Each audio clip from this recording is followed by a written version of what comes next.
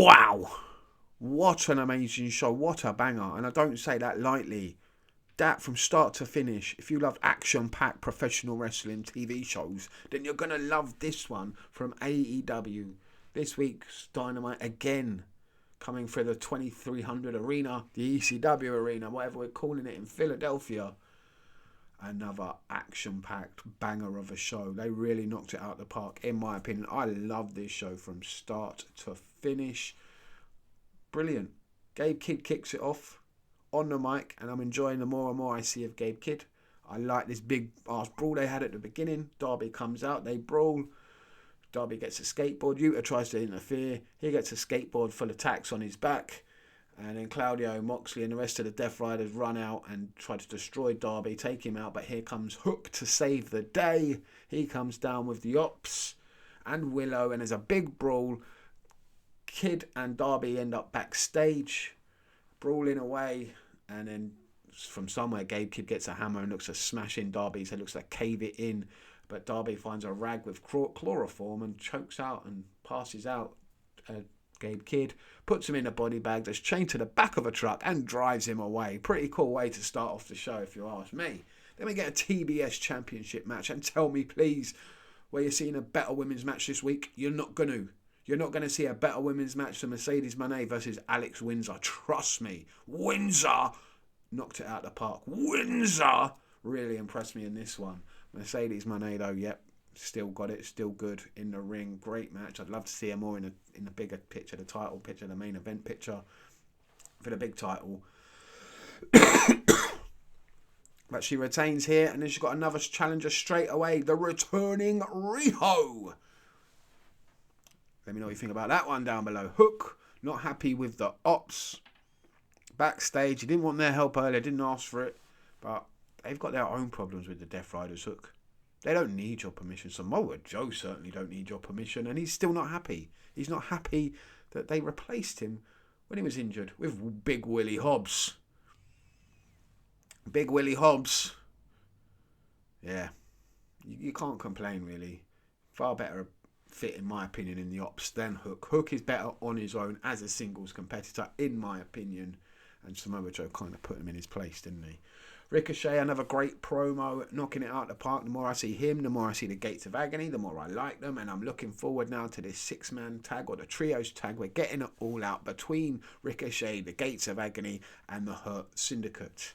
That's right, MVP stepping back in the ring at All Out. That's going to be a good one. Can't wait to see that one. We get another promo, but this time in ring from Mark Briscoe. He's focusing on Kyle Fletcher and the TNT title. Here comes Don Callis. He lets him know he's going to be facing Takeshita on Collision. Can't wait for that one. That's going to be a good fight. But Briscoe wants a fight now. He's ready to go. Rocky Romero looks like he's ready to step up, but Callis chooses Archer to step in. It's Briscoe versus Archer, and what a hard-hitting affair this was. Wow. We don't see enough of Archer, really, in my opinion. We should see more of Archer, in my opinion. This was a good match. I really enjoyed this one. Briscoe gets the win, though, and he should do. They should be building Briscoe up. I thought we would have seen him again. That's all we see of Briscoe tonight, which I was quite surprised about, considering how the show ended. Toni Storm's promo, did she issue an open challenge? That's what I got from it. Let me know what you thought down below, your thoughts on feelings on that one. But another great promo. She knocks it out of the park. Tell me a woman who can cut a promo better than Toni Storm. If you can, you're lying. You're lying. Better character. You're lying. There ain't none. There ain't none. Maybe Harley Cameron. Backstage with Statlander. Absolutely brilliant. So entertaining. Great promo. They're undefeated as a tag team. She wants Brodido. Why not? Let's do it. Let's do it. Harley and Statlander versus Brodido. What a match that would be. That would be a memorable one. But Yuta steps in. Where did he come from? And he's letting Statlander know that the Death Riders have got her back. Nah, Statlander's not joining the Death Riders, is she?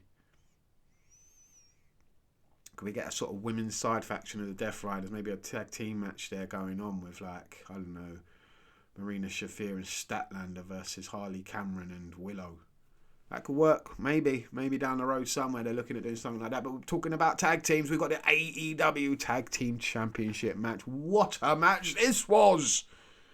Brodido versus the Death Riders. We don't see enough of Claudio in the ring, do we? Not nearly enough. He is so pushed to the back and out of the way with this Death Riders thing, in my opinion. We need to see more of him. And Yuta as well. This was a really good tag match. Really good. Brodido versus the Death Riders. You knew at some point Shafir and Moxley were going to interfere. And you knew at some point someone was going to cost the Death Riders. And it was Darby. Darby returns after driving. Whatever he did with Gabe Kidd and wherever he stored him. Who knows where Gabe Kidd ended up. Only Darby knows. But he's back. He's brawling with Moxley. He told Moxley, I'm going to take everything from you. And he made sure that the Death Riders did not win the tag team titles here. And Brodido retained their titles in their first defence, which made a lot of sense. This was a really good match. Really good ending. I enjoyed it. Renee was with Okada. And we're seeing some problems already. It's starting up in the Don Callis family. Okada ain't been in there for a minute and he's already causing problems.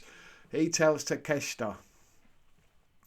Takeshita ain't there, but he lets him know that he is the top dog, not Takeshita, in the Don Callis family. Bitch! Renee also then interviews the Hurt Syndicate, like I said earlier. They accepted the challenge for All Out. Then we get another, well, we're thinking we're getting a promo, because here comes a rated R superstar. He's attacked by FTR in the ring. Cage joins the fight. Security, loads of wrestlers, I think they're all ROH jobbers, come to the ring, and they split it all up. And I think it's Jordan Oliver who eats a spike pile driver from FTR, and Adam Priest, who I only know because I saw him on Friday facing FTR. He's not happy with it. Not happy. Or was it Saturday I saw him fight? I think it was Saturday actually on Collision against FTR. He weren't happy and started brawling and attacking FTR. And he has to be split up as well. Kind of took away from the moment a little bit there, Adam Priest. You stepping in there. I don't think that was supposed to happen. Then we get the main event and AEWs are making... AEW. The Young Bucks are making their way to the ring, and AEW are making the Bucks do meet and greets. This is brilliant. Absolutely brilliant. They're making them do meet and greets for $20 a pop to pay back money that they wasted when they were EVPs. I love this. I love the way they're rinsing the Bucks and just taking a piss out of them at the moment. But we're still seeing the Bucks in the ring. And they're amazing, aren't they? Along with Josh Alexander and Kyle Fletcher, they defeated Jet Speed, Kenny Omega and Hangman in one of the best 8-man tags I've seen in a long time. If you want to see action and you want to see the Bucks at their best, you want to see Josh Alexander, Kyle Fletcher, Jet Speed, Kenny Omega and Hangman Page in an absolute 5-star classic. I've got to say it. It was a 5-star classic 8-man tag match. Just action-packed, non-stop. It was a brilliant main event. Wow. Wow, what a way to finish the show. It's not finished there, though. Even though they get the win, Kyle Fletcher, Josh Alexander, and the Young Bucks decide to continue the fight. Bucks and Jet Speed brawl to the back. And then Fletcher looks to take out the world champ. He told everyone, Don Callis told everyone, he's coming for that title. That title's coming back to the family. And he brainbusters Hangman through a chair. The rest of the family come out. Well, a couple of them. There's enough of them. Not all of them. So many of them, which is kind of ridiculous in my opinion. But there's so many of them. What can anyone do?